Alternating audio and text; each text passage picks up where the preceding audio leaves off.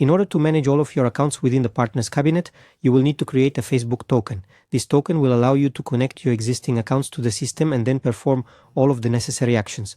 To begin, please log into a Facebook social account that possesses full access to the Business Manager or BM, and then proceed to developers.facebook.com.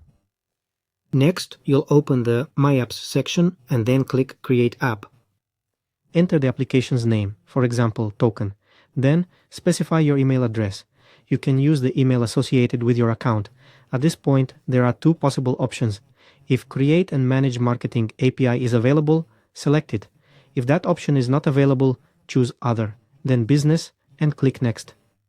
After this, you select the desired BAM, then proceed to create the application, having checked all the entered data. Now you need to create a system user.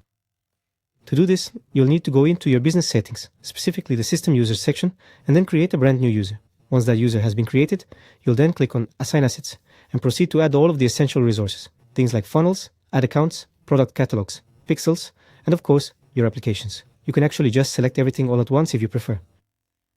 After that, you'll click on Generate Token and choose the application that you've just created, and then you'll specify the token's expiration date. It's highly recommended to choose Never, and then you'll mark all the necessary permissions such as ad management and fan pages. After this, click Continue. Sometimes a notification might appear asking you to confirm the request when you click the Generate Token button. This happens if you were only recently granted administrator rights in BM from a different account.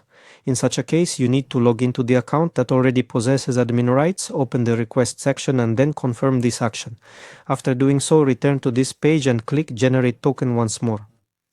The final token will be displayed only once, so make sure to copy it. Note which business manager it belongs to, and you will then use this token to connect to your partner's account.